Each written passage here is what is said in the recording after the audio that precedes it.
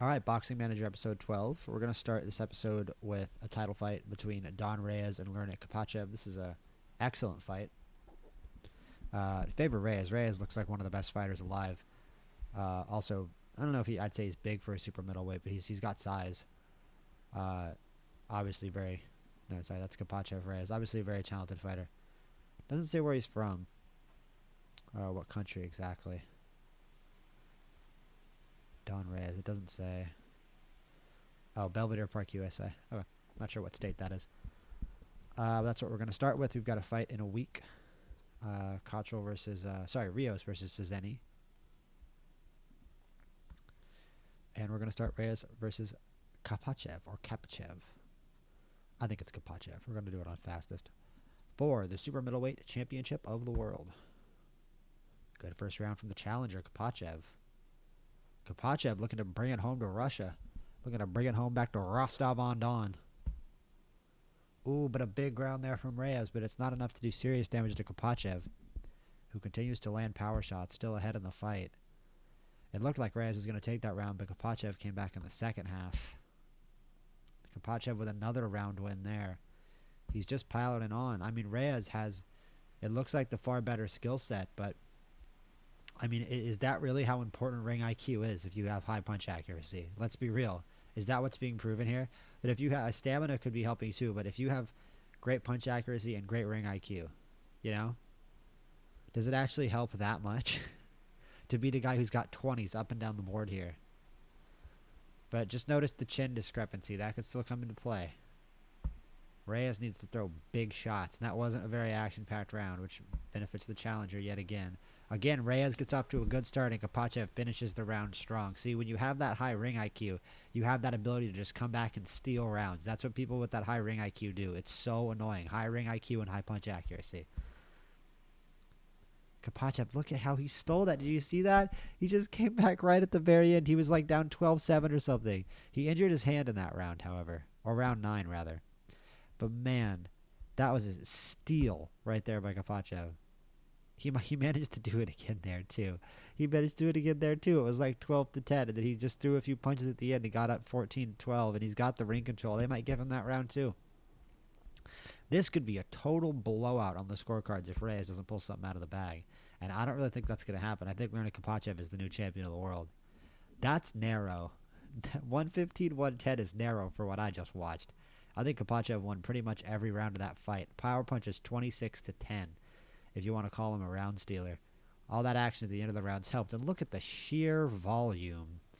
There was two rounds, where he threw under 10 punches.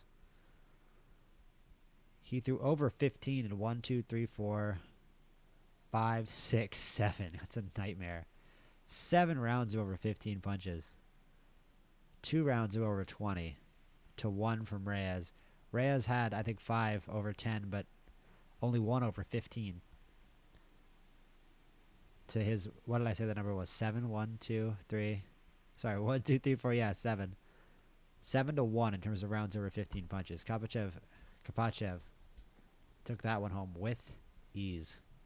That's another title fight. We're not going to watch that, though. Manigo versus Caballero. I think this is a rematch. It is a rematch. That was a good fight last time. And that's going to be next week, so we'll watch that before we watch the first fight of our event.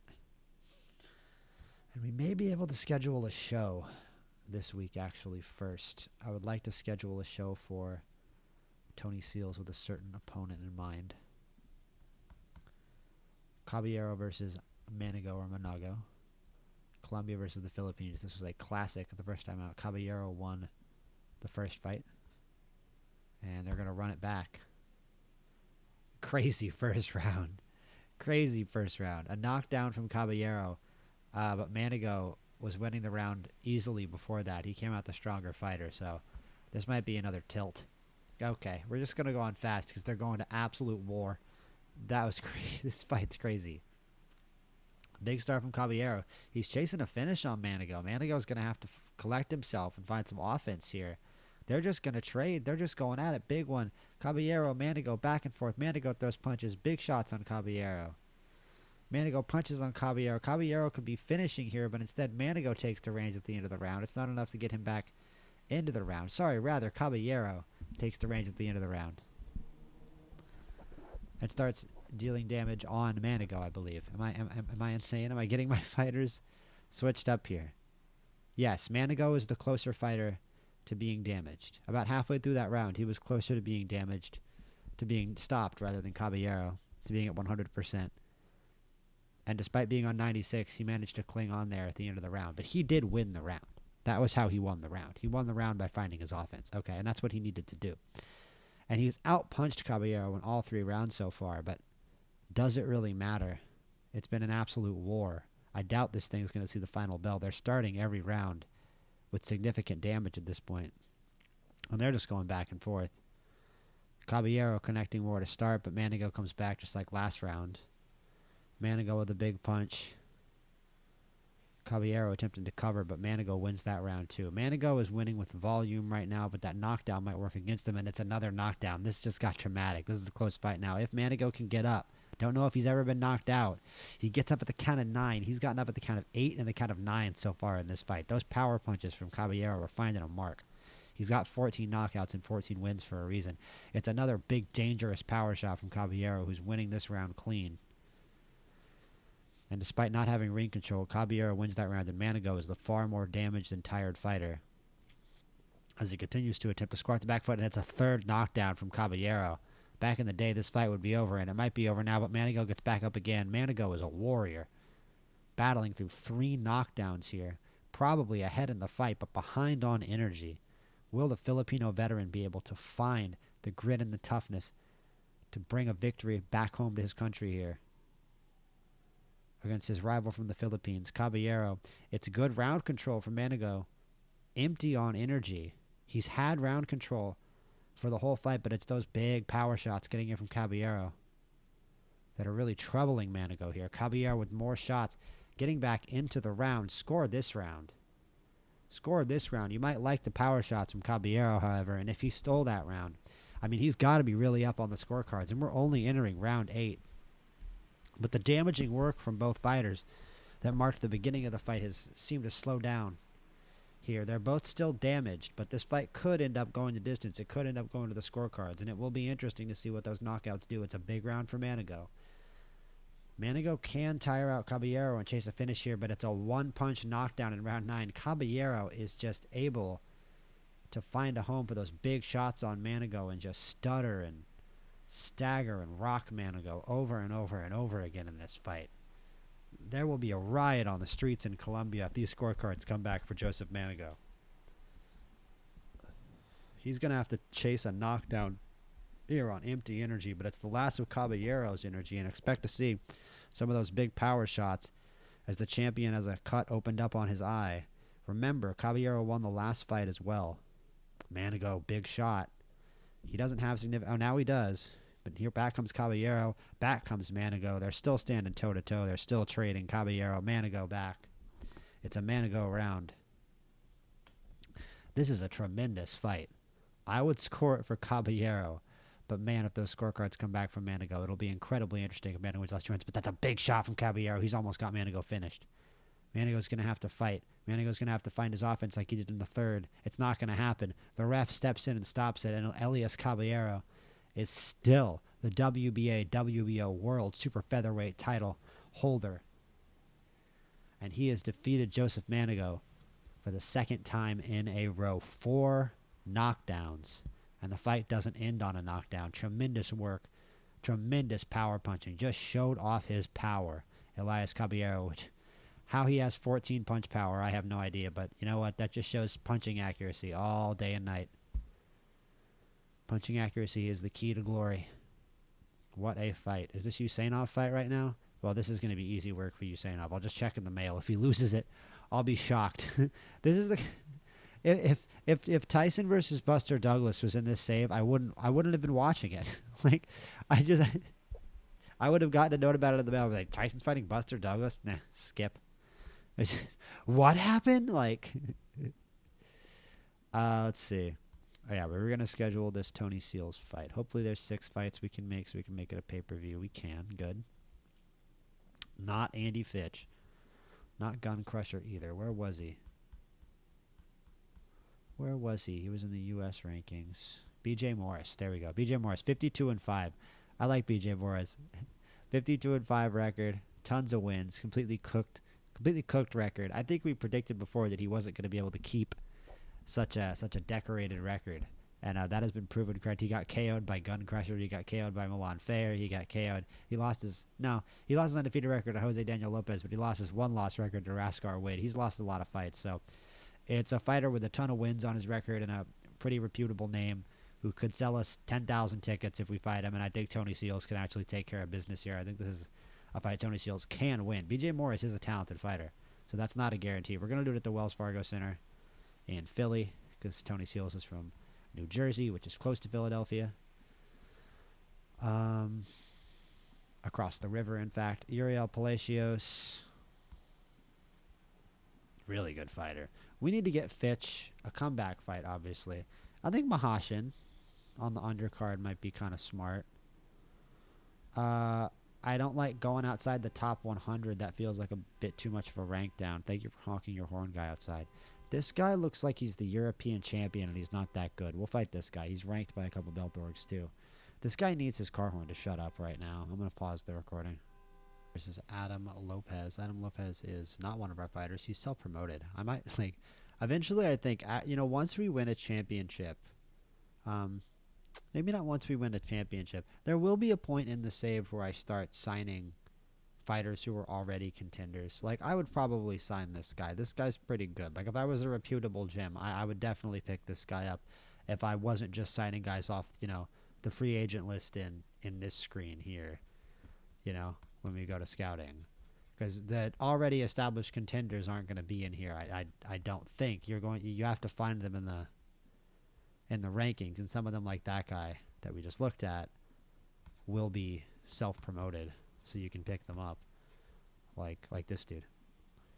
But I don't think that's the move. There's Jermaine Ramos, who we cut from the roster. McCreary versus Ramos could be a fun one, but I don't know if it's not that high ranked of a fight, and it's not really an in-house fight either. It's not that big of a deal. It's a fight against the guy we cut. Guys we cut. Guys who used to be on a roster aren't that big of a deal to us. It's about the guys who are still here. Isn't that right? Ain't that right? Apparently, Rios versus I keep thinking it means it's this week. It should just say week now. It shouldn't say week 183. Because I don't even have that setting on. I don't even have the setting on where it says week 183. I have it set to say it's a date in the future. That's a setting in settings. You can have it say either the week since you started the game or have it track a certain date. Garrett Thomas sucks and he's ranked 54th. Let's just pick him off. I don't even want to fight Jermaine Ramos. That guy's so insultingly overranked. I'm just gonna knock him off. Bradley Parrott. Kareem Ramos is young. Let's just feed him some other underranked guy. At some point, I am gonna find a really I'd love to find a really young fighter with really high potential, and just completely cook up some ridiculous record like BJ Morris. Just have, maybe not up towards 50 wins, but get him up to just 35, 40 wins just against, absolute no ones. He's barely even fighting ranked fighters. If he does get in the rankings, he just keeps fighting the absolute lowest ranked guy to get as many wins as possible. Marketability, baby. You only get marketability through a stupid amount of wins on your record in this sport. Everybody knows that. Okay, I was about to say, his ranking isn't good. That's why he's ranked 234. That's why he's ranked 13-30. Andy Yafai. It's sad how low-ranked Angel King is. He's kind of on his last legs with the promotion due to his losses at this point, but he could definitely turn that around. Let's give him Pablo Roach. It's a pretty easy win. He should win that one. Put it on the undercard. I have no idea how many people are going to show up to watch this fight at the Wells Fargo Center. I don't know how anticipated this is. It is Seals and Fitch. Let's see. The old Seals and Fitch combination. And let's do our show. You know what? No, I'm going to do scouting first. I'm going to scout first. Unfortunately. Scouting addict. Adam Bird, not that good. About to just gossip about all these dudes. That's all this is. That's all this is. We're just judging other men. It's like E. It's boy gossip. Let's just be real about what it is. It's guy gossip. It really is. You hate that I'm saying it, but it is. I'm just sitting here judging all these dudes' attributes. Like, watch. Let's go. Middleweight Tommy Farmer. I mean, he's a little too big. His reach is long. He's not too big, but you know what I mean. He's big for a middleweight. Good ring IQ. Takes punishment, but conditioning, stamina, intelligence. You know how I talk about the stuff you can't teach. He doesn't do the stuff you can't teach well. That's not fortunate. Skillful brawler is probably right. I don't know. I don't think so. Scott Diaz. See, it's boy gossip. I just... if you like Football Manager, if you like Boxing Manager, if you like Out of the Park Baseball, if you like any sports management game, I have bad news for you. Thomas Young, we are absolutely picking up. About a regular sized bantamweight as you're going to get, but normal ring IQ, awesome puncher, great defender, big stamina, not that smart. He's 29 also. He's starting real late. But we're absolutely going to sign him because he's talented. So let's sign him and get him a bunch of fights really quick so we can get that record up somewhere before he turns 30. And we're going to keep scouting. We've got 4 more spots open. If we can keep signing talented fighters, and we can sign more talented fighters than we previously could, of course, due to our progress in the game. I'm not sure if there's any way to find out exactly how reputable your gym is or like what determines it. I mean, upgrading it also is obviously influential to that. Upgrading your gym. Daryl Clark. Could he be good? Nah, I don't like the low ring IQ and low defense, no matter what his skill set is. Raymond Pena. I like this guy already. Good defense, good puncher, mid aggression, great stamina, great conditioning, decent dedication, decent intelligence. We're absolutely signing this guy if he'll sign with us out of Portland, Texas. Raymond Pena, 6-fight deal in the lightweight division. And we're diversifying a little bit, bringing in a lightweight, bringing in a bantamweight. I like this too. Tired of having our best prospects all stacked in the middleweight division. It's a little annoying sitting here having there are 16 weight classes and my 2 best fighters are sitting here squaring each other off when they could just not be fighting each other. They could be winning. But you know what? One of them's going to have to eliminate the other eventually, but that might not happen because they might not be the 2 best middleweights in the world. In fact, don't stand up anticipating that because I know that they aren't the 2 best middleweights in the world, and we're signing this guy too. Exciting southpaw heavyweight out of North Syracuse, New York. So a local guy, sort of. Syracuse is pretty far upstate, but it is what it is. Dirty fighter, very dedicated, not very intelligent, but that just makes him fun as a heavyweight. He might lose. His chin's already pretty cracked, but you know what? He might not be here for long, but it's going to be fun while he is here. So we're going to sign Oscar Garcia, probably just do a 3-fight contract. MC Promotions, baby. Jason Rosado. Alan Adam. I don't like the 9 takes punishment. The 5 intelligence is what kills it for me. If you had high intelligence, I'd sign him. David Cantu, no. Deontay Rodriguez, no. Too many gaps in the game. John Mackenzie Morrison. Wow. Look at this guy. From Boston, Massachusetts. I'm fairly sure that's undersized for a super lightweight. Short reach, under 70 inches. But 20 ring IQ should make up for that. 7 stamina I don't like, but he's got 20 ring IQ, so he's going to know how to use his stamina, hopefully. And that left column is world championship looking like. So, and he's also a super lightweight, which I don't think we have a guy in that division either. And he wants a manager with bet. It's probably just because we're from New York and he's from Boston, let's be real. He just hates New York. Joshua, Dima. Wow, look at this guy. Dimash Sarnoy. 6'10 with a 90-inch reach. Excuse me. If this guy had a higher takes punishment, man, oh man, you'd be looking at a world champion. A 90-inch reach makes a difference in this game. Reach counts in this game. Reach matters. Trust me. I had a fighter, I forget his name, but he was a heavyweight champion. He was an undisputed heavyweight champion, and his stats weren't this good, and he had a 90-inch reach. I think he was 7 feet with a 90-inch reach. This guy's 6'10 with a 90-inch reach. He's 26, only 1-0. I kind of doubt he wants to sign for us. He might be too good. If he can, I'm ecstatic. Oh my goodness, take a 6 fight right now. This guy, if he didn't have that 5 takes damage, takes punishment, he would be a heavyweight title contender one day. That would be my projection for him. He's that good. I don't like the 2 box office, but he's that good. 20 stamina, 15 defense. I mean, if we can grow that, he doesn't have a lot of remaining potential. He started pretty old, but he's still good. He's still going to be a player in the heavyweight division. He's going to do something in the heavyweight division. I'll tell you what. That's a good pickup, and we've got one more spot left. This was a very productive scouting session. We have signed a lot of very good fighters in this scouting session.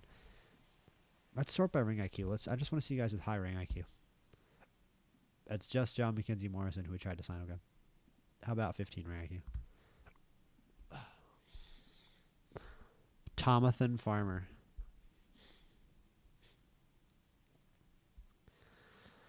Quintero. So no, there's nobody. Let's just do 0. Just go back down the list. Where were we at? I believe we were around here. Joshua Dale from New York, but he's not that good. Cameron Singleton, super middleweight. We're crowded at super middleweight, and he's just okay.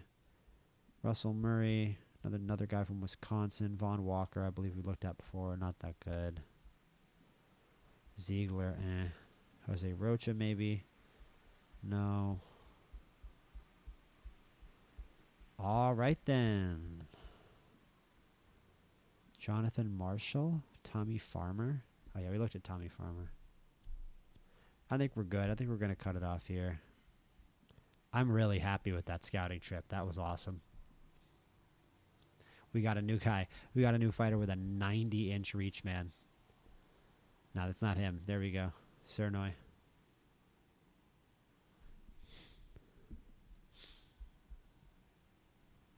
Let's go to our show on that exciting note.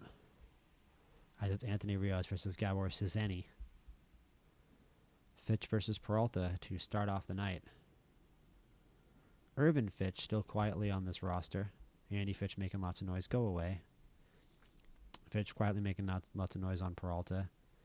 Their skill sets are actually kind of similar. It's just Fitch is kind of a leveled up version of Peralta. So let's see how this fight goes. We're going to go on fastest. Of course.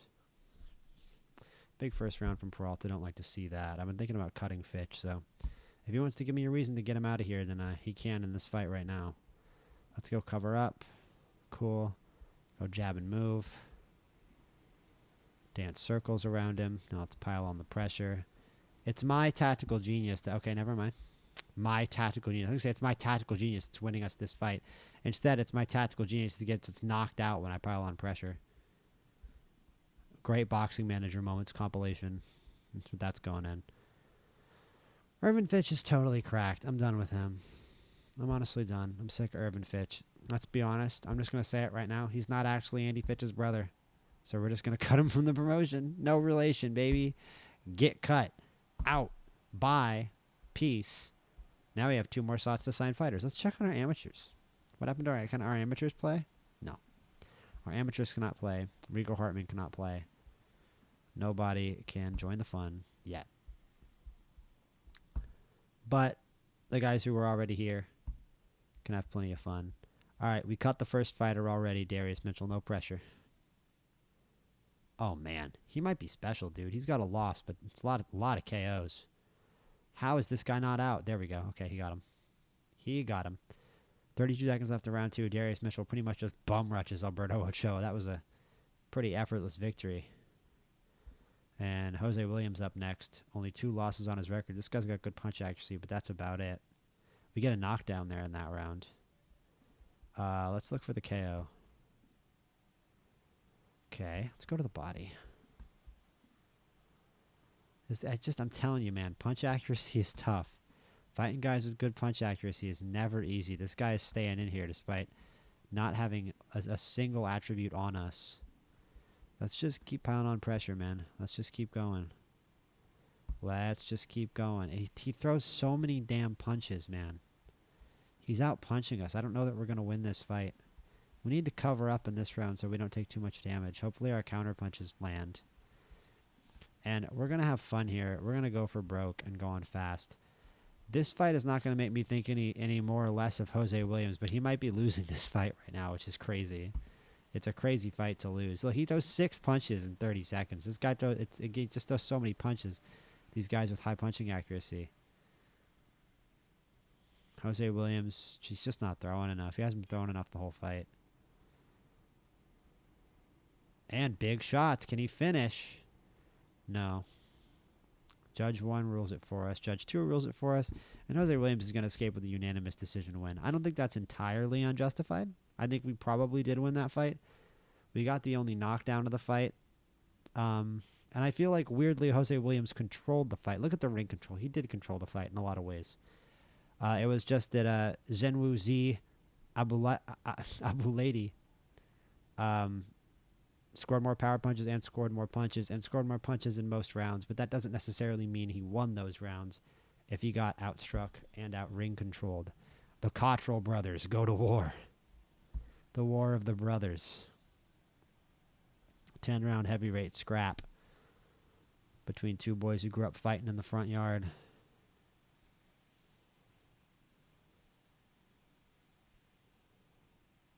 And it's Dustin who takes the first round. Wow. I'm going to go on fastest. I'm not that interested in this. Even second round. Civil war here. Slow third round. Dustin Cotrill ahead of his brother. Man, people said Ricardo was the special one from the beginning. People always said Ricardo was the special one, and Dustin never liked that very much. Dustin always kind of took offense to that, and he's taking it out on Ricardo now. He's showing him who's the better professional. It's pretty even here. Oh, Ricardo back into the fight. We've got ourselves an even fight here, boys. An even fight between two brothers heading into round 10. The high drama here. Big start to the round from Dustin, who's been ahead the whole fight but is the more damaged fighter. The big shots from Ricardo landing and damaging Dustin. Dustin continuing to land. Can he upset his own brother? It's Ricardo with big shots. Ricardo chasing the finish. Can Dustin fight off the back foot and avoid disaster? He can. Judge 1, 95-93. Judge 2, a draw. Judge 3, 96-93. It's a majority decision win for the big brother Ricardo Cotrill. And Dustin is going to be demanding a rematch for the rest of his days. Dustin's going to think he won that one. I think Ricardo won that one too, but a couple close fights that go to decision here on this card. Here in Atlantic City. As it's time for the co-main. Steve Irvin versus Bruno Obando. Obando, not great stamina. We should be able to knock this guy's stamina down pretty quick, but he's finding the mark here early. 9 consecutive punches to start the fight as we once again start on fast instead of fastest, and it's just laying on work here from Obando. He's really damaging Irvin here. Irvin surprising me with how much damage he's taking, but he starts to land there at the end of that round doing good work. Adjusted to fastest. Hope Irvin doesn't get knocked out. Hope there's not more damage there from Obando. There is some. Oh, and he KOs him. Never mind. Steve Irwin pulling the power out of the bag. We know he has that in him. That is his trademark. And Steve Irvin racks up another KO in the middleweight division. Just took one punch. And it's time for the main event of the evening. Anthony Rios versus Gabor Czene in the cruiserweight division. Can Anthony Rios keep moving up the cruiserweight ladder and stay undefeated? Round 1. Rios throwing big shots on Czene, who I'm going to keep pronouncing it that way. If there are Hungarians in here who are mad about that pronunciation, I am sorry. It might be Czene or something like that. Either way, he landed back there, but Rios landed big power shots on him.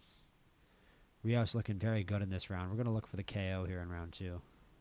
It's cruiserweight. It's the second heaviest division.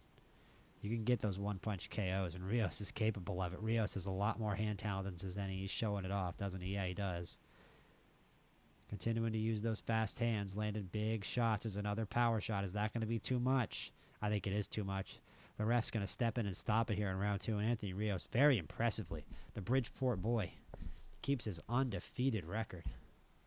Showing out for Connecticut. Anthony Rios. What a cruiserweight champion.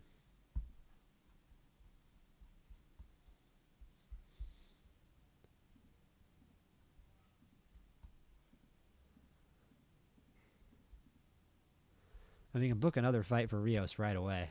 It's kind of fiendish behavior. But he is climbing the rankings. We're going to wait a little, though. We've got 7 weeks till the next fight. But we've also got some young guys to book their first career fight on some undercards. So I don't know that it wouldn't be wrong to just book Rios right into a main event. Hopefully it wouldn't be one of those 4-week deals where it just comes right back in 4 weeks. It might be better to book a main event with Cotrill. He's also got a bigger fan base. But Rios' fitness is at 100. He's ready to fight again. He didn't... Yeah, that was like, what, 4 minutes? He can fight again. He can go. It's actually a good chance for him to get more action. For him to keep racking up wins. But Cotrill should get the main event. I just don't know. This guy's ranked 29th, Mike Burell. Pretty good fight, too. Let's do it. Pretty good fight. Let's have this one in the New York Dome. The Bridgeport Fieldhouse? We could do it at Anthony Rios' hometown. Anthony Rios is going to be the co-main. Daniel Braceno. Don't know about that one. Might win it. Ludwig Hoft. Isn't this the guy who's... Yeah, this guy's probably going to be the champ one day. We're probably going to fight Ludwig Hoft one day, hopefully. Hopefully we do. Hopefully we get high ranked enough to fight him in the future, wherever he ends up. Yeah, I think Hinshaw is the fight. It might be a little over-ranked, but I think Hinshaw is the fight. Are there more ranked guys down here we can pick off? This guy's ranked, but he's ranked. He's underrated. He's good. Hinshaw is therefore going to be the move. I like how the game doesn't seem to let you book fights on the same weekend. That's very appreciated. Andrew Smith is nasty. I like that the really good fighters don't let you book them. It's very realistic. Like, no, I'm being picky. It's just like you. It's exactly what I'm doing right now. No, I don't want that guy. No, I don't want that guy. No, I don't want that guy. Man, that's a fight. We're going way down the rankings for it, but that's a fight. We could fight Mahashin in the top 100, try to get a career-elevating win. I'd say John Gray is the easiest career-elevating win. It's a little dangerous because of that punch accuracy, but I like Jose Williams. Jose Williams hopefully can get a main event here soon. He's had a lot of fights. He's had more fights than anybody at the promotion, I think. Or he's tied for it. Odai Ali should be an easy win there. For who was that? Thomas Young, our new guy, right? Oh, the guy from New York. Okay, he's going to fight Odai Ali from Ghana. On the undercard. How many fights on this card so far? Just 4. Emmanuel Lopez is 2-1. Let's try to give him an easier fight than that. Let's give him Liam McGurk. Oscar Garcia, new guy, new heavyweight. Let's give him an easy first career win against some total scrub. And same deal for this 90-inch reach guy. Who will be his first victim? Who will be the first victim to face the 90-inch reach? This guy's pretty good. Why are there so many good young heavyweights? Give me someone who sucks. Here. Give this man some XP. He has 90-inch reach. Now give him some XP. And Raymond Pena to round out the card. Against this, I don't know. Actually, no. There's so few fights for him. How come everyone he can fight is really good? The only fight we're actually going to win is this his first career fight. Give him. He needs a walkover. Come on. All right. On to the next one. Is there a championship fight? No, clearly not. Damian Little, I'm a fan of his fighting.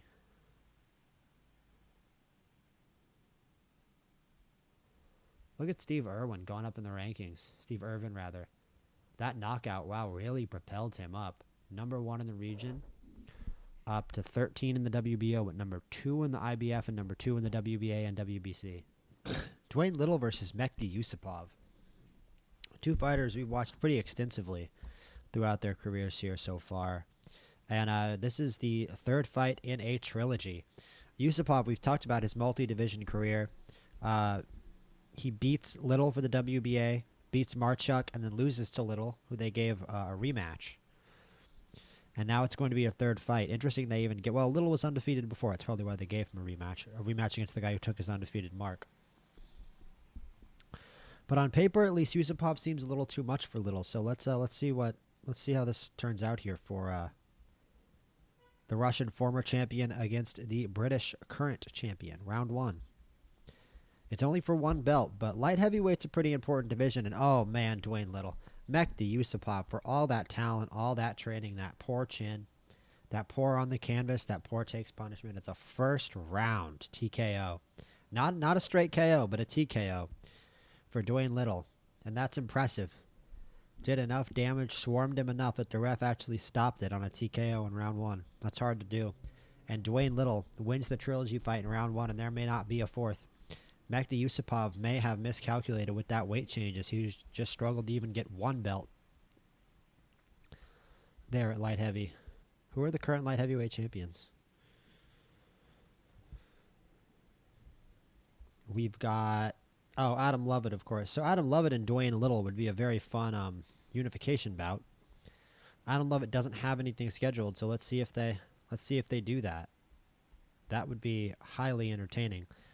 Let's take a look at the light heavyweight rankings. Tiranov still 35-1. We've got Kambarov here. He might not be that good. But it's a pretty interesting division right now. By one, Ayala, third fight of his career versus Gilberto Echeverria. Round 1 win for the rookie. Round 2 win for the vet. 4-7-1 for Echeverria. Down on energy, but winning the fight seemingly at this point. Good round for Ayala. We need to tell Ayala to pile on pressure because this is starting to get concerning. Okay, Echeverria is somehow pretty much dominating this fight through 9 rounds. Wow. All right, well, Edgar Ayala doing his best to get cut from the promotion here.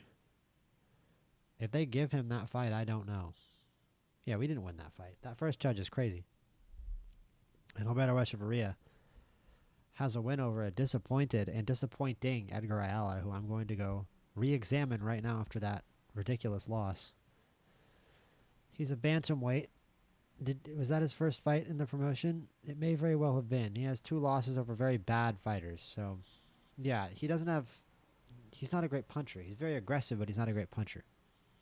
He's kind of got a weird mix. I think I'm going to cut this guy. He's also small for a bantamweight. I didn't like that loss. And I'm just kind of looking back at him again, and it's like, okay, the dedication's good. I just don't like his punching. It's boxing, man, and he's not a good puncher. I really didn't like that performance, and it's just like he's got okay defense to make up for this aggression, but when your trademark is just aggression and you don't have that much intelligence, I just don't know. We're just going to have to pile on pressure with this guy, I feel like, and I don't know. It just seems like the right decision to let him go. We let go of Irving Fitch recently too. We just like being brutal, man. We like being brutal with these cuts sometimes. It's necessary. It is necessary.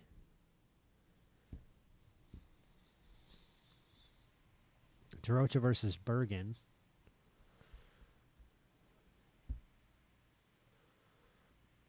Okay.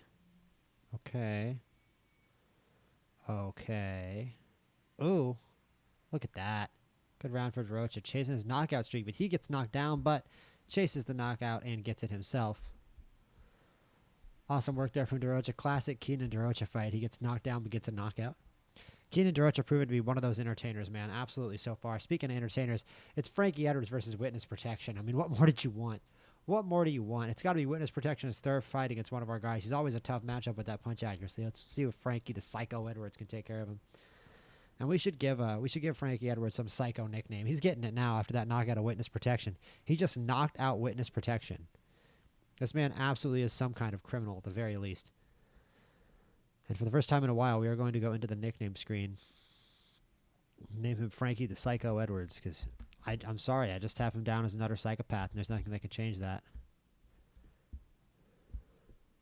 Frankie the Psycho Edwards. We got any more? We can put Flick of the Switch in Andy Fitch. Why not? Nickname time. Flick. Let's just do Flick of the Switch. But when we announce it, it'll be Flick of the Switch.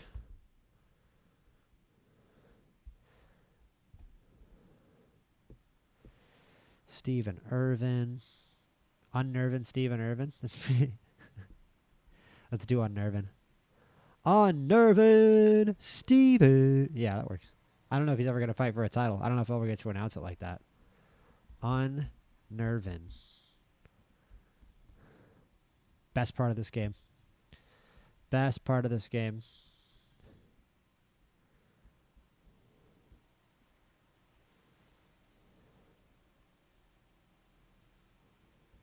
And that's it. That's all I got on nicknames. I'm not going to sit here and come up with a bunch more nicknames. And there aren't title fights until after our next event, which is good. Big title fights at least. Dale versus Rodriguez. That's right. This is a pretty good fight. Randy Dale versus Oliver Salcedo Rodriguez. Randy Dale, the book is just sort of always out on Randy Dale. He likes to lose. He's a good fighter, but he likes to lose, just like this.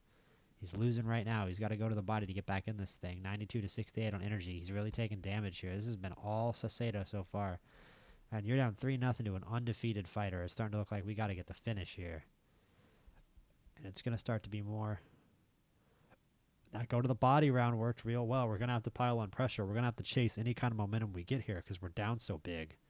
We just have to keep piling on. I'm going to go for broke here. With 5%, we have to do a decent amount of damage here just to TKO him because he's going to lose some of that damage here in the break between rounds. We get knocked down trying to knock him down, and that's another bad sign for this fight for Randy Dale.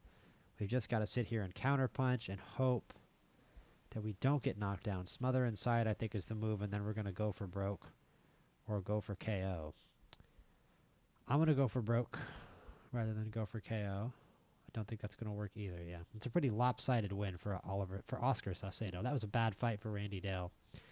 We've been pretty ruthless with the cuts in this episode so far, but I don't know if Randy Dale fits that bill. He is a middleweight, and we do struggle at middleweight, but he's good.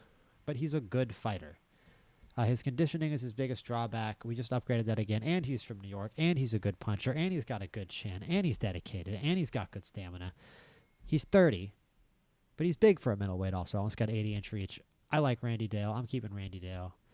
It's funny, man. You know, sometimes those fighters, we're so ruthless with cuts, right? But we keep Randy Dale. You complain, oh, blah, blah, blah. You cut guys too easy. No, Randy Dale's still here. Fred Morales is going to be here win or lose. He's not losing. He's undefeated, and this is a setup. We've had some rough losses on this card, but Morales should be able to take care of business here. Frederick. That's not great. That's not great. Let's just stay on natural style. There we go. Natural style is working wonders. Interesting, but this guy's almost out of energy. And there we go. We get the TKO in 3.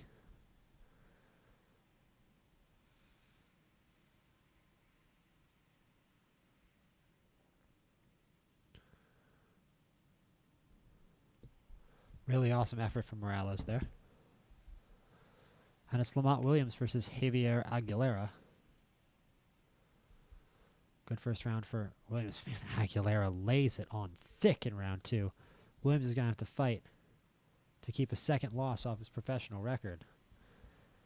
Because speaking of pile-on pressure, Javier Aguilera is coming right after us. We are teetering on the brink of being stopped for pretty much this entire fight, and we get stopped. And round cover-up wasn't the right move there. 24-0. That was stupid. We should not have gone on cover-up. Lamont Williams is not exactly a cover-up fighter. That was a mistake by me. I should have checked the attributes before I used cover-up a second time. I just didn't want to get knocked out. He had us down at such a high finish percentage. Yeah, look at that, 59-72. He had us right up against the finish the whole time, so just to try to protect Williams there. And it's still it's more rough results for us, more losses here on this card. It's been a surprisingly rough card for us so far. No guarantees at all. Max Rice beats Yusupov Contreras with how this night has been going. It's a round 1 win for him, but a bad round 2. Such bad round 2s tonight. I feel like that's a theme. We're losing every round 2. Knockdown in round 3. And Rice is having a rough fight. I mean, everybody is having a rough night tonight. Max Rice, he's just getting his ass kicked. I don't know what to tell you. I'm going to go for broke with my last 11% and try to make something happen. We barely sneak around. We're going to cover up. We win around like that. I'm going to go to the body here. That's good work. And then we're going to go natural style and see if we can steal this. I kind of doubt it. No, we don't steal that. We don't steal that at all. That's a loss for Max Rice, and our rough night continues. Split decision loss, but still a loss. And Max Rice beats a far inferior fighter in Jason Contreras. Don't like that at all. And now it's David Flores versus Felipe Garcia. Can we complete what has been an absolutely awful night of boxing here at Red Owl Boxing? We may never be coming back here. This has been awful. That's a good round. Finally, we get some progress here. I'm not going to pile on pressure. I'm not going to get greedy. Maybe I should have, because it's just awful from our guys. We've been awful tonight. They are out punching us in every single fight. I know that sounds overly simplistic, but I feel like every time I hit the green button, we just get beat up. Every time I hit the green button, I watch the green number or red number on the right over here fly up. But David Flores manages to beat Felipe Gaeda by being a better boxer. He got out-punched, though. Big shock. Big shock he got out-punched. I feel like we got out-punched every single fight that night, and a lot of our fighters have worse records after that. We are lucky Fred Morales escaped that event with his undefeated record. Pretty much everybody else lost. I'm pretty sure we cut 2 guys during that event. That was a bloodbath. But you know what? You need nights like that sometimes. We're going to come back in 5 weeks for Seals versus Morris. Right now, I'm not exactly feeling groovy with any of my fighters' undefeated records, but hey, it is what it is. And do we have a title fight? We do. Sadar Yusupov versus Alberto Gonzalez for the super welterweight division title. Doesn't look like the best challenger here, to be honest with you. We'll watch it. I think Yusupov has this one on lock. Yusupov 38-0. One of the better current reigning champions. Round 1, let's get it on. Yusupov, easy round 1 knockout. I was right. Gonzalez wasn't much opposition. He landed 1 punch during that fight, and I think a lot of the boxing fans are going to be mad about that. That wasn't the most competitive matchmaking. James Ray versus Heinz Lessman. I'm pretty sure we've had this fight before. It's still a great matchup. He was knocked out by James Ray early in the save. I do remember that, but we're getting that matchup again, getting a rematch of it. And then Ramatswana is fighting Andreas Sulak. And I want to see Ramatswana versus Ray, so I'm rooting against Sulak. But he's got 1 takes punishment. I have no idea how he got here. He's only 24. This is also not the highest ranked opposition in terms of Ramatswana defending his belt next week. Or whenever it is. Is it next week? Ramatswana fights in 2 weeks. The Ray fight is next week. Okay.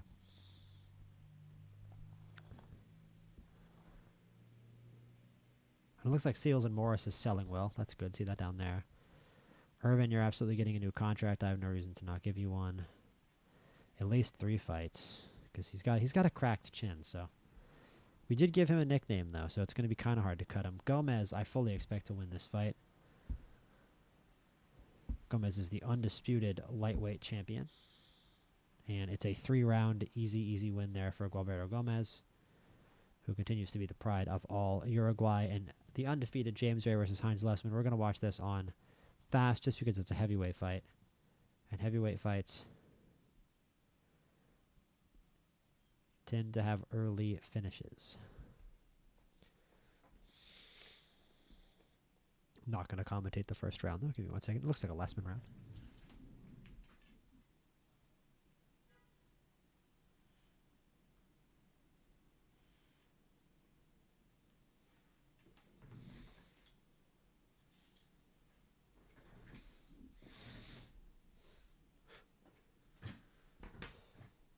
Lessman with a big first round there over Ray.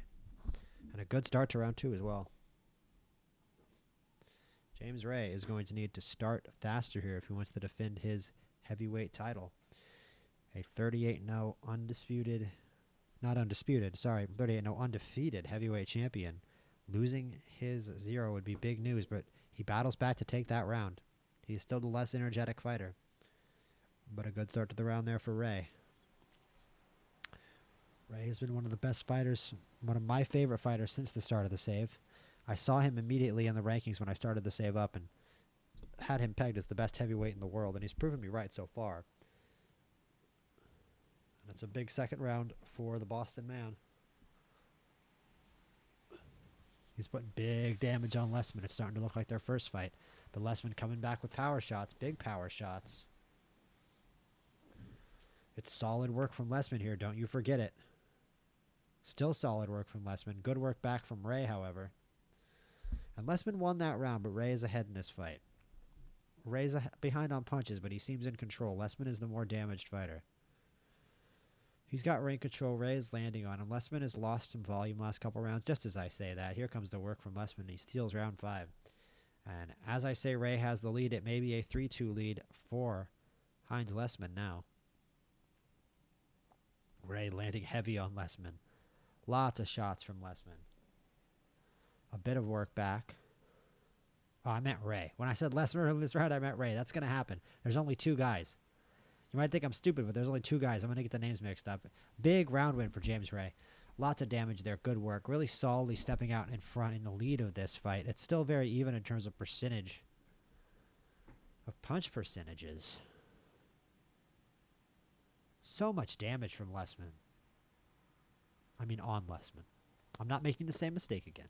Don't worry. I am. Because I'm making the exact same mistake. I'm getting the fighters' names wrong 2 rounds in a row. It is James Ray doing all this damage. Trust me. James Ray is winning this fight, looking the much better fighter. He has looked the much better fighter since probably round 3 or 4. It's only round 8. So there could be another swing of the tide here. Heinz Lessman is far from an untalented fighter. Those 32 knockouts. It could happen any time, but it's more big damage from Ray. There's a knockdown. The first punch of the round. James Ray knocks down Lessman. If you had any doubt who had momentum. And Lessman doesn't get up. James Ray. The legend grows. The first punch of the 9th round sets Lessman down for good. 39-0, James Ray. And still. Can we get this man an undisputed shot? Please. Can this man please fight for the undisputed title? He deserves it richly. 39-0. Like, why has he never been undisputed? 3-time Ring Magazine. And he just keeps knocking off undefeated guys, too. I mean, who else is there in the heavyweight division right now who's near the level of a James Ray? Because Ramat had this great rivalry with Deshaun Keys, who's now way down the rankings. He could maybe rival James Ray, actually. He's extremely talented. It's not Sulak. It's not Yang. How about Grujic? I feel like Grujic has already fought for a title. He lost to James Ray. And honestly, he's pretty underrated. I don't know why he has to do all this battling back up the ranks. I think he should probably get another shot at Ray. That's who I would pick, Grujic, to be the next challenger for the heavyweight strap.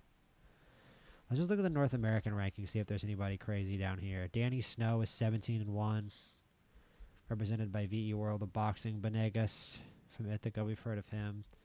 He's a little overage. He's not that good. There's nobody that crazy from America. We can look at the WB. WBO ranks a lot of people, so we can get more of a sense. This guy's pretty nice from Australia. Joe Cutler from Scotland is okay. Flavio Fraley's a good puncher, but he's got no chin. Michael O'Malley. Michael O'Malley's pretty nice. Wow, this guy's pretty good. He's not a great puncher, but he's excellent at everything else. Although, I mean, I just cut a guy with that exact description, which shows how I feel about fighters like that in my own stable. But in general, he looks good. There's Daddy Stowe again. Mohammed Bedin. He's pretty good out of Niger. I thought that was India when I clicked on it. And then Rashdan from Bulgaria is 34 and probably pretty underrated.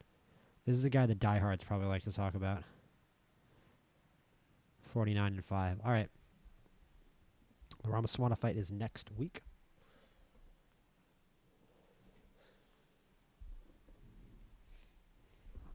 Ramaswamy. Was that Don Reyes fight? Oh, Kapachev is fighting Reyes again. Again. Another one. Another one. Was that that fight? We just watched that. Yeah, that fight wasn't particularly in doubt. I feel like Kapachev took it to Reyes. I have no idea why Reyes is getting a rematch in that fight, to be perfectly honest with you. But next.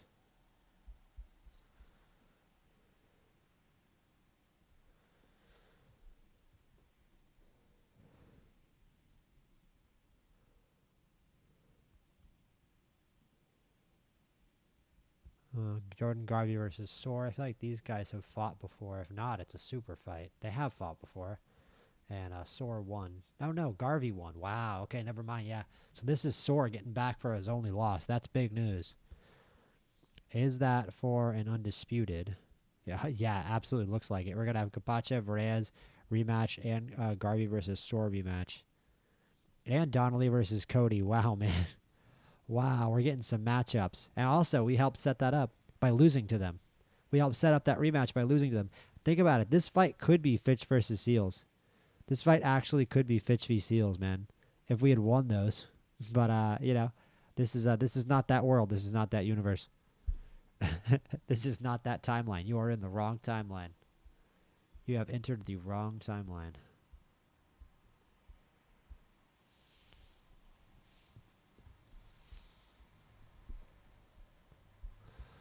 Okay. Wow, lots of contracts to give out.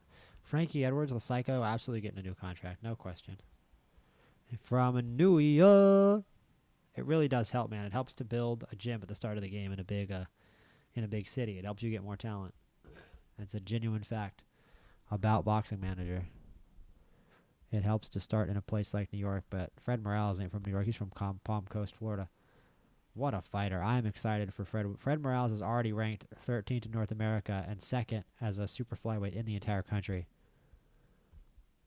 Randy Dale is also going to get a contract extension even though he has 4 losses. I can't really hate on him, as I just said, so he's going to get a new deal. And that's it. Let's do these fights. Are there any title fights this week? Oh, this is a good one. Agapito Abreu versus Filipovic. Have they fought before? They haven't. It was a draw. Remember that one? Okay, we're going to run this back. We are going to run this back. This was a pretty classic fight last time. We'll do the first round on fastest. I might regret it. Big round from Abreu. Now, this is going to be another banger. I'm feeling another banger here. I'm feeling a banger. These guys match up really well. Abreu, good start to the round. Good round by Abreu. It's another good round by Abreu. He's really done excellent work so far. Oh, but it's back from Filipovic, and Filipovic, after taking some good damage, gets back into that round and takes the lead. Abreu, the far more energetic fighter. Filipovic with a good round. Abreu continuing to work, however, to start this round.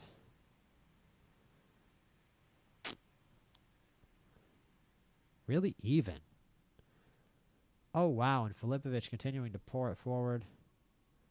And Abreu and Filipovic even through 3.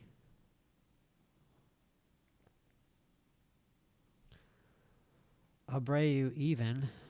Abreu and Filipovic even.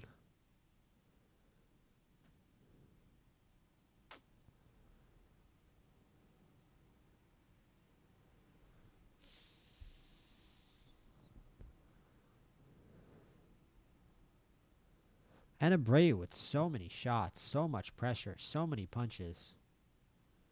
Abreu continuing to throw, continuing to land. Very even. Abreu with more shots. And it's tough to say. I mean, Abreu is winning this fight. Filipovic has maybe done better work in spots. He's done good work to come back and get back into rounds, but Abreu is really taking the lead here. Abreu, the undefeated fighter. He kept his undefeated mark in the last fight, perhaps controversially. I remember thinking he won the fight. I vaguely remember thinking that he won that fight. Filipovic really isn't doing any good work here recently. This is a big blowout for Abreu right now, actually. Abreu continuing to land big shots. Continuing to land big shots. Have I already said continuing to land big shots? Because he's continuing to land big shots.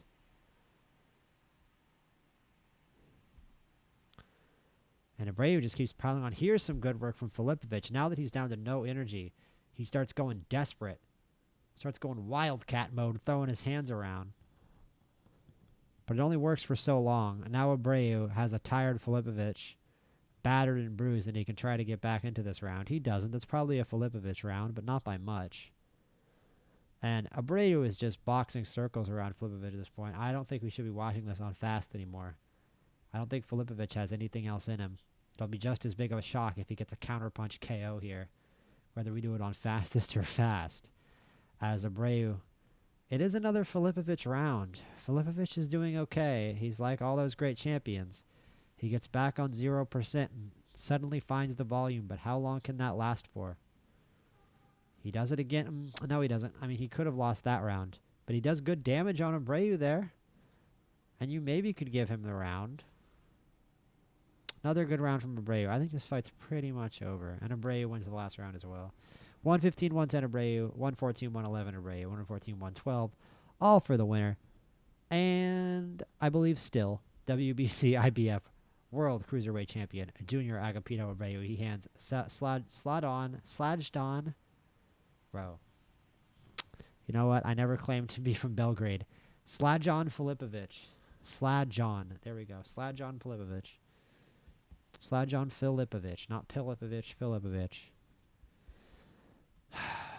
Joe Hoon versus Daniel Scott. Daniel Scott from Buffalo. That's why he's fighting like that. That's why he became a fighter, because he's from Buffalo. I don't think the Buffalo kid has a chance to take out Joe Hoon, but we can just watch it on Fastest. I like Joe Hoon fights. I'd love it if Joe Hoon lost to a guy from Buffalo. It's not going to happen. Oh my God, he almost knocked him out. Daniel Scott, the Buffalo Brave, the Buffalo Bull, just knocked down Joe Hoon. Throw him off a barrel off Niagara Falls, Daniel. More insane work from Daniel on Hoon. He has Hoon so damaged right now. He's chasing the finish on the undefeated super welterweight champion of the world. Hoon needs some defense through offense here. He needs to find his volume. He needs to punch. He needs to damage Scott so Scott doesn't damage him. How much more damage is Scott capable of dealing in this round? Can he get Hoon out of there? Hoon doing an okay job defending. He maybe won that round. He's still very damaged. Scott still has power in his fists to hurt Hoon. He's still landing those power shots. He's chasing the finish. Has the Buffalo Kid done it? He has. Daniel Scott with the upset. I'm glad you watched that one. The undefeated 31-0 Joe Hoon, one of the more significant undefeated fighters in the sport, has been defeated by Daniel Scott. That's kind of like in a way losing or something. That's amazing. I can't believe that. The punch accuracy. It's always the punch accuracy. And the super welterweight division has a new and unexpected figure in Daniel Scott. The more you know. That is why you watch these title fights. And we are finally going to get back to our own events here. Angel King against Pablo Roach. I'm excited for this one. 21,000 at a sold-out Wells Fargo Center. This is why we do Boxing Manager. Got all these lovely people here in the building. 21,000 people here in Philly. Selling it out. 86 a pop. Plenty of money. And whether it's on a pay-per-view or not. And let's start with Angel King versus Pablo Roach. Angel King, I don't think he's fighting for his contract. He's very good. And we started on fast for some reason. It's not going to compensate the first round. I have nothing to say. I hit the wrong button.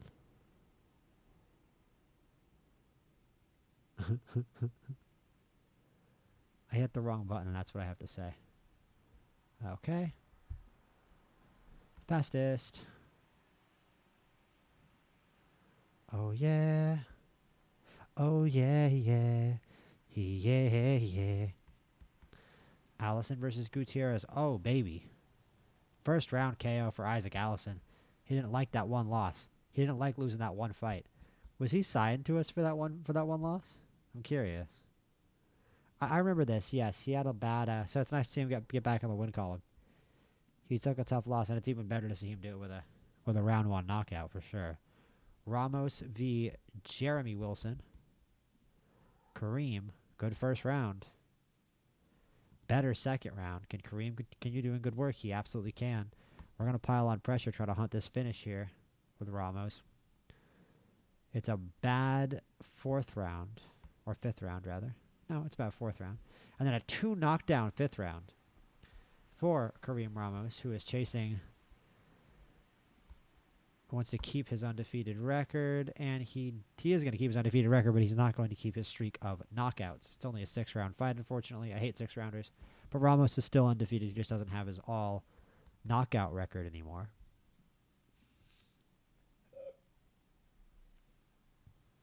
It's time for McCreary and Garrett Thomas. Gabriel McCreary is still trying to build up his record as one of the most talented fighters at the company with those few early losses on his record. Very good first round. He really storms out of the gate. Since he took those first few losses, he really does not like starting slow. McCreary really is a fast starter. He really will jump on you and try to get that KO early. But he still doesn't have it through 4 rounds. Just keep piling on. Just keep piling on. He just can't get the finish here. We're going to stay on natural style. At this point, I don't want to get KO'd. We'll chase again in the last round. Pile it on. Maybe plant your feet would have been smarter. He got it anyway. He got it anyway as McCreary gets his 11th career knockout. He's 13-3. Always nice to have 10 more wins than losses. And Andy Fitch, it's time for the comeback fight for the former championship challenger. Andy, the flick of the switch fish with his comeback fight against Bashkim Shala. 24 knockouts, so a dangerous opposition here for Andy. But it's a good first round. Damaging second round for Andy, if not even on punches. Maybe a little risky to go to the body against a damaging fighter, but we're going to do it. We take a little damage. I think we probably can jab and move on this guy, or we absolutely can't. We absolutely can. We're going to jab and move on this guy. And we do. Great round. Great round. That's what punching accuracy lets you do. Fitch, right back to the good work. We're going to pile on pressure here. And we get a knockdown and a knockout. Knock him down up at the count of 4, and then we chase and get the TKO. And that is a nice comeback win for Andy Fitch, his 15th career KO. Congratulations, Andy. And hopefully he is nudging back towards title contention. And it's time for the main event of the evening. It feels like this fight should be for a belt. This is a 19-0 undefeated fighter against a guy with 52 wins, BJ Morris from Minneapolis. One of the more famous fighters in the middleweight division. Def probably has the most current wins of any active middleweight. And we're going to go slow for this fight because this is a fun little moment in boxing history. The real boxing fans, the real pugilist aficionados will remember this fight.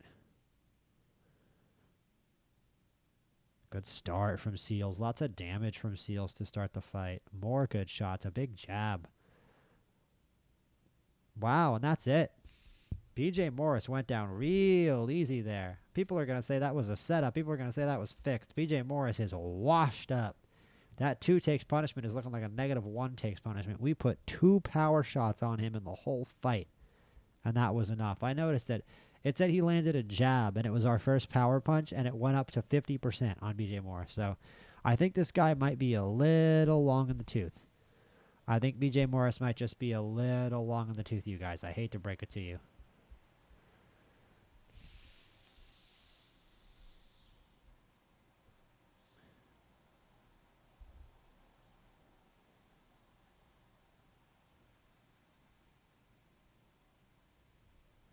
Uh-oh. And we've got some championship medalists turning pro.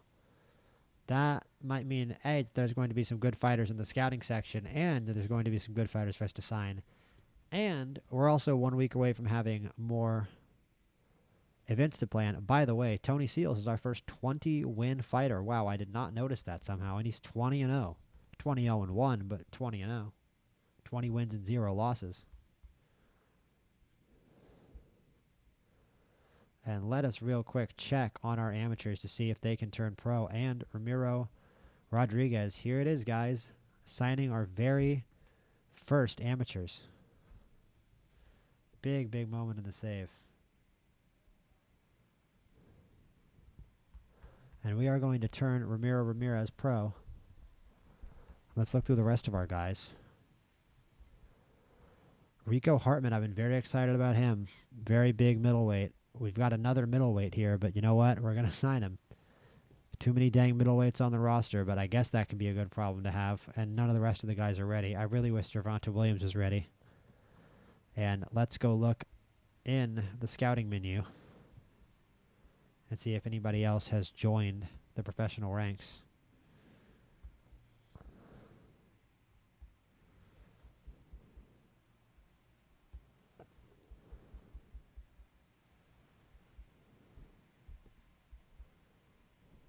I'm not seeing anybody immediately. Not seeing anybody immediately. So let's check out the guys we just signed up. Ramiro Rodriguez. He's not that good. He's a heavyweight. He's not that good. He's young. He's got potential, but he's got a bad chin. He's got a bad chin and bad defense. So how much can we really hope to do? He's not very powerful either, which is not good for a heavyweight. He's got an okay reach for a heavyweight. And again, he's young. Rico Hartman is good. That's good. Rico Hartman is good. I wanted him to be good. Not the greatest puncher in the world, 13 punching power, 14 punching accuracy, but he's got 16 aggression, which is aggressive but not too aggressive. Great ring IQ, great dedication, which is awesome. The stamina is low. The takes punishment is definitely low. 9 takes punishment can. You can be a good fighter with 9 takes punishment, but you're going to take some losses. And that 17 defense, tough counterpuncher. Yeah, he needs to be a counterpuncher. He needs to be an aggressive counterpuncher, which is a very difficult style to have. It helps if you're 83.7 inch reach, though, with 6'2" as a middleweight. It really helps. Being that tall and having that long of a reach is really going to help this guy make up for the holes in his game. In fact, they may only be holes in his game because of his frame. And it's one more round until we are moving on. And we should sign some. We should look at more amateurs here, as more championship medalists are heading to the pros.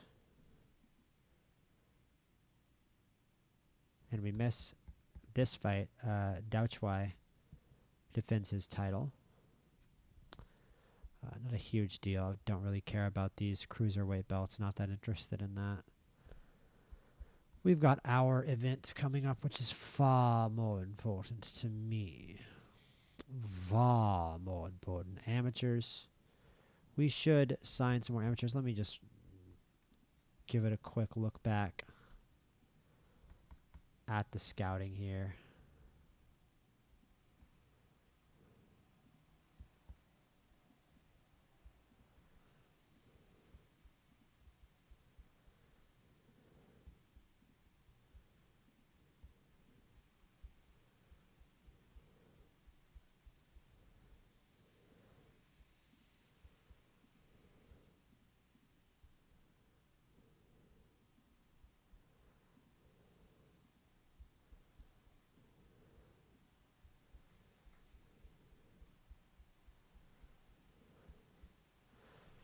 Yeah, and I still don't see anybody. That's a shame. I wish that there were at least a couple of those fighters that showed up that won the amateurs. Just in case. Let's put the age down to 16, up to 45. A punch power 20. I just want to see. This guy's 2-0, so he didn't just pop up. Jonathan Mars also didn't just pop up. Another guy from Bridgeport, though. Never surprising when a guy from Bridgeport takes up professional prize fighting. Lawrence Martinez. 0-0. If he did just come up, he's not that good. So let's reset this, and then we're gonna go back and finally do our actual fights, and then schedule our next event. And I think that we're gonna do a big scheduling session and then end this episode. So Cotrill versus Burell is going to be the last fight, but you should stay tuned because we may be about to schedule some pretty significant fights here after this round of matchups here from the New York Dome, headlined by a 10-round heavyweight bout between Ricardo Cotrill and Mike Burell. Stuttering like a fool, Tony Seals is close to 500K, and Andy Fitch still has 6 weeks out from that cut to his eye he took against Shala. But either way, it's so nice to see Andy Fitch back in the win column. Hopefully he can continue to establish himself. Raymond Pena making his debut apparently on fast speed.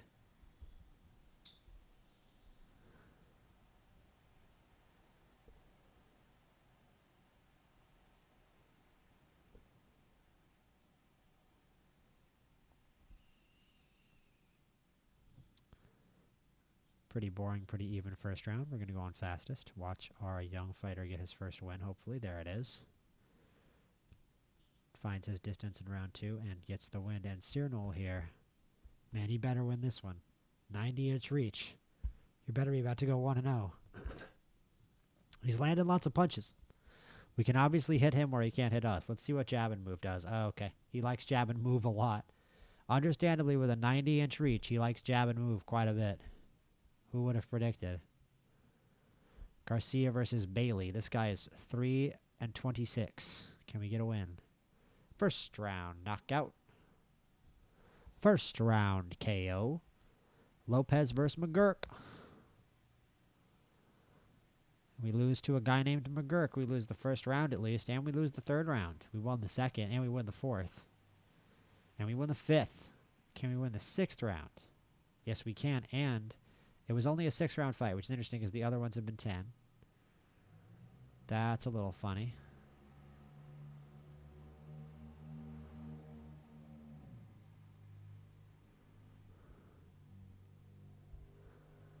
Thomas Young versus Odalai Lee.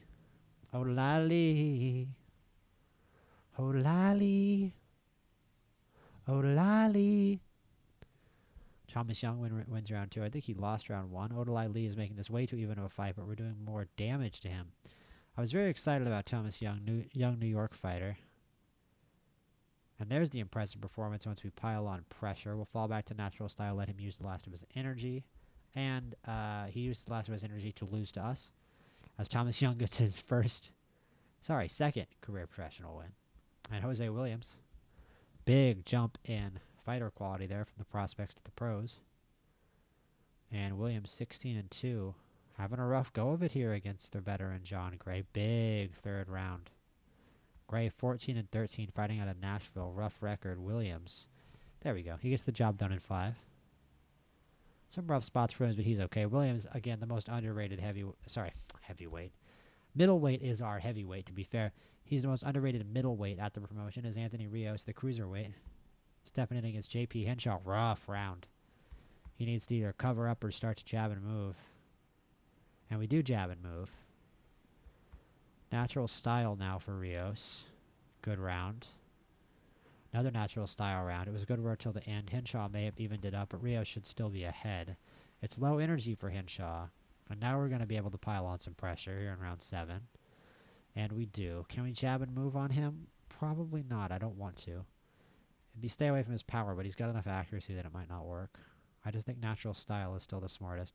We'll pile on pressure when we've got 5%. I think we're ahead in the fight. That's a dominant round. I'm going to actually keep it on pile on pressure with this 1%.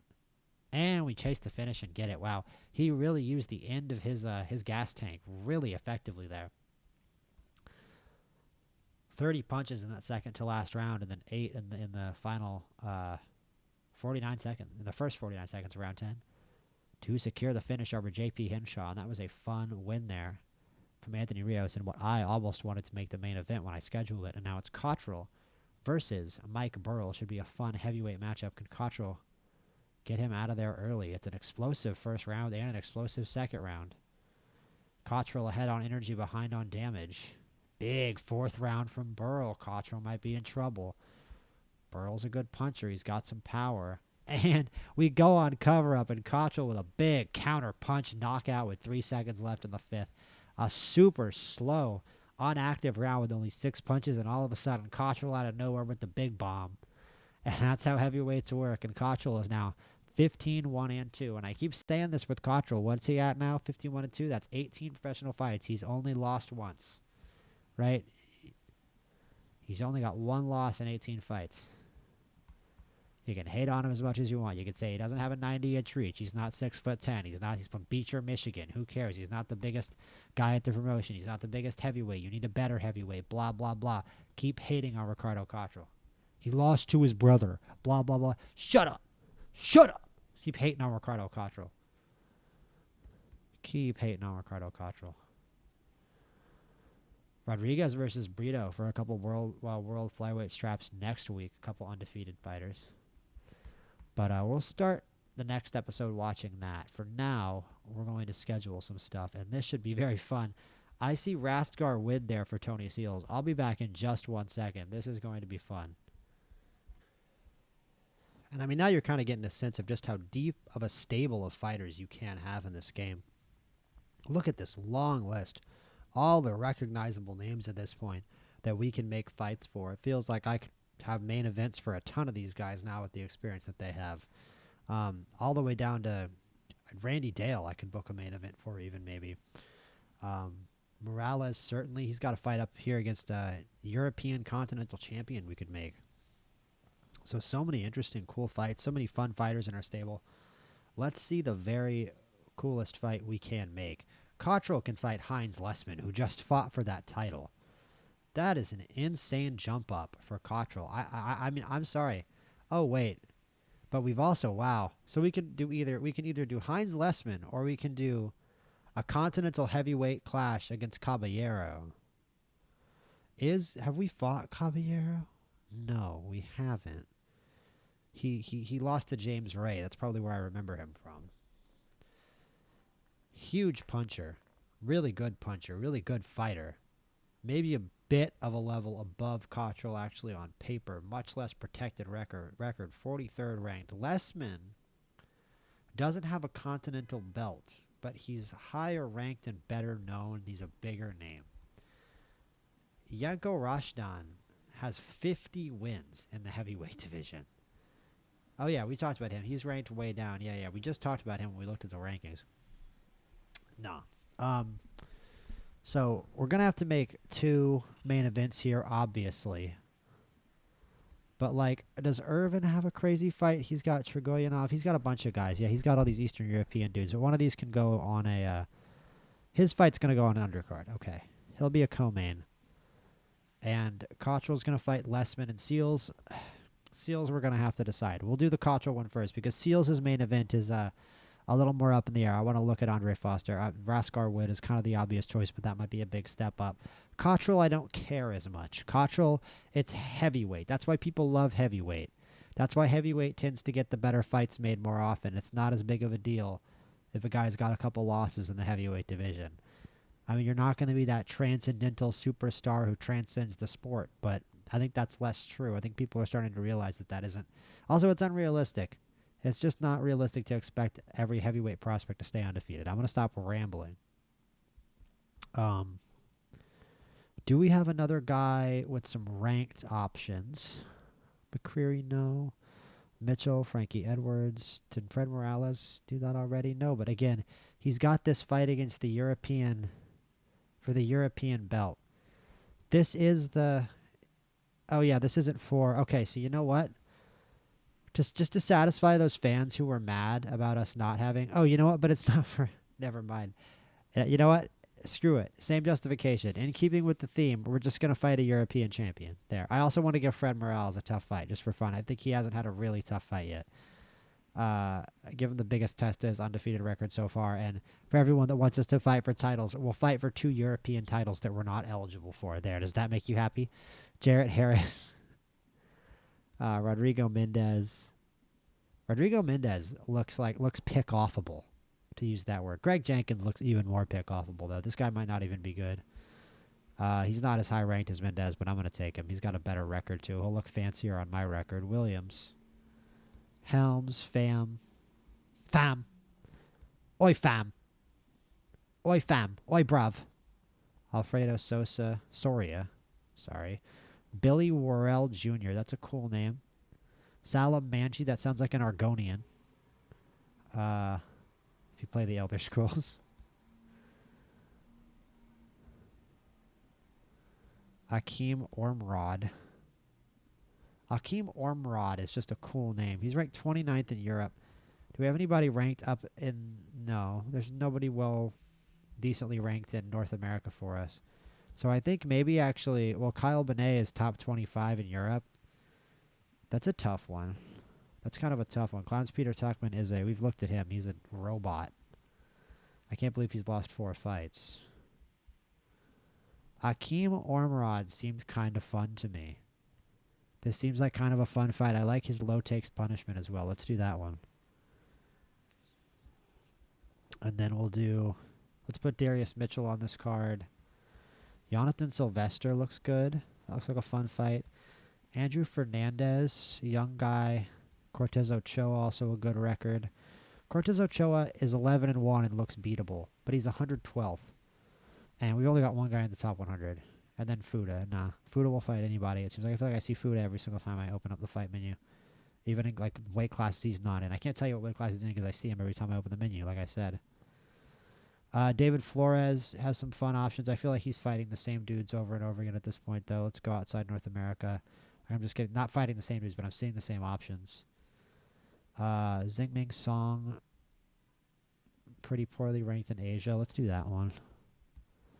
Give him a little bit of an easy opponent, hopefully. Kareem Ramos, we can schedule him another knockout. I don't want to schedule too many fights on this card. We've got a lot of fighters. I don't want to look and see like, oh, we scheduled 13 fights again.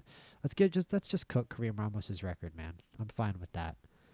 All shows. How many fights on this card? 7. You know what? I'm happy with that.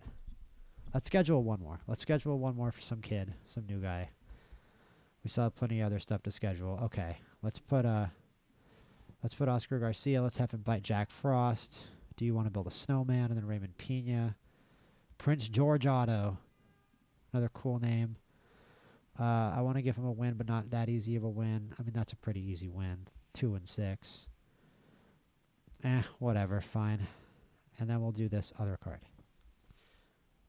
So we're halfway there. Time to book another new show. This one is going to be, and we got to decide now who we want for Tony Seals. And this is a tough decision. We're going to start down the list. You guys are all booing. Here's Henry Tafer. He's good. I think that'd be too much of a risk. I'd rather go Raskar Wid. You guys all know. Fight Raskar. Do it. Fight Raskar Wid. He actually looks kind of beatable. I mean, that stamina and that punch accuracy and that ring IQ is going to be a nightmare. It's not going to be any fun, but we've got 20 punch accuracy. It's 11 and 20. It's the same 2 ratings. And, like, Raskar Wid has losses on his record, but he's losing to good fighters. It's just kind of fascinating. I know so much about this division at this point that I sort of understand how good and bad these losses are. It's like real boxing. I mean, like, I'm looking at him like Milan Fair. That's a good win. Damon Molina is just it's crazy that he fought him twice. It's cool that he fought him twice. The KO, I would like to see a third fight. Him beating BJ Morris is funny because we've learned about BJ Morris and how he's kind of overrated, incredibly overrated. I don't know how he got all those wins. Badu Cody is an impressive win by split decision. Donnelly is a very impressive fighter to beat. Mahesh is an impressive fighter to beat, so he's still got it. The 4 takes punishment, man. I mean, it makes him beatable. It makes me feel like Tony Seals can beat him and get a really, really good win on his record. Maybe Andre Foster is maybe even more of a step up. He is ranked, where Raskar Wid isn't.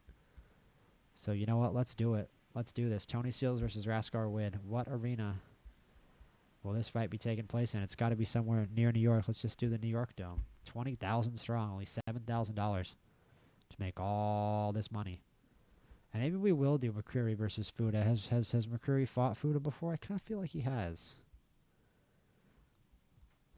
No, this guy really likes to lose. He lost literally an undisputed shot. This guy fights too much, too. Look at how much he fights. He really fights a lot. Like, hold up.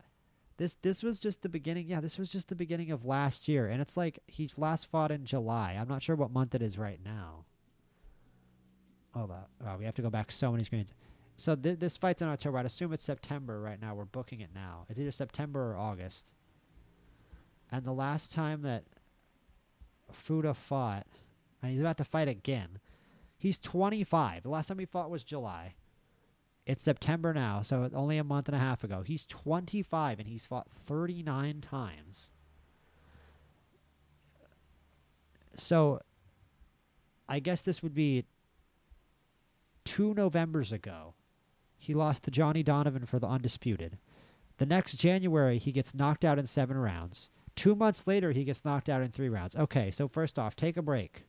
You've now been knocked out 3 times in 5 months. Any doctor worth their salt would tell you to take a damn break from the ring. He gets right back in and gets knocked out in 5. 2 months later, gets KO1'd twice in a row in September and November of that same year, just to come back again in January. The fact that he managed to beat this Alexander Podkolzin fellow is insane. And how bad of a drug addiction does this man have to be fighting on this kind of a losing streak for $7,000? I am kind of terrified for Stefan Fuda, and through all of this, he has not defended his African championship once. I would love just a patch where fighters maybe where something like this happens to them, where they're just in a bad run of form and they really need some money. Like, he should be defending that African belt just for the paycheck at some point now. I mean, we're definitely going to schedule a fight against him because it'll probably get us some recognition. He's only got 8 losses on his record. I don't feel too bad for this. I don't feel great, but I don't feel too bad. Frankie Edwards can get a top 100 matchup. I like that against Carlos Estrella. This should be a fun one for the fans. Keenan Jarocha, always good for a knockout. Got a ranked guy in Jose Escobar. That looks like a pretty even matchup. I think this one makes itself. I don't know if he'll be able to get a knockout in this one. If I were to ever put a money, actually, I'd ever put money on one of his fights ending in either not him knocking somebody out or a loss, it would be that one. Marilyn Mercedes. Black Daly. Simone Din. Some fun names. I kind of like the Simone Din fight. He's 5-1, and I feel like we can win it. Luis Bedana Morgan. Oh, that's an easy one. Top 100. And winnable. And I think we don't have enough. I think we have too many fights, actually. We're going to have to do a whole other event or do a showcase of boxing talent for some of our young kids. We'll do Kevin Sanchez. And that's 6 fights. And we'll just do a 4-fight showcase and end this card with Randy Dale hopefully beating up on Emmanuel Williams. Hopefully that's not an upset. There's a sort of a slight possibility. And then just to finish off all this friggin' work, create showcase, New York Event Center, confirm, add fight, and let's have Sarnoy headline this one against, let's just give him an easy one, Keyshawn Nichols. I don't care how many people show up to this. I just want my fighters to get experience. We're going to have fights 3 weeks in a row, at least according to that. And these are all just going to be easy dubs, I have now decided. I have no desire for any kind of a challenge for any of my fighters. Freddie Herrera might actually be a challenge. I don't know how he's lost 6 fights. Maybe he's just scheduling way too good of opposition and the sim isn't being favorable. Raleigh Andrade. That's an easy one. And we are going to have a few fights in a few weeks. And we're going to have Rufat Muratab versus Rafael Hartman. And more title fights coming up in the next episode. And maybe even some title fights for our fighters. Who knows? Either way, Tony Seals is climbing up the rankings. And we have a few guys who are at least eligible pretty soon to fight for some regional belts at least. So things are staying good. Things are staying rolling here in Boxing Manager. And I'll see you guys in the next one.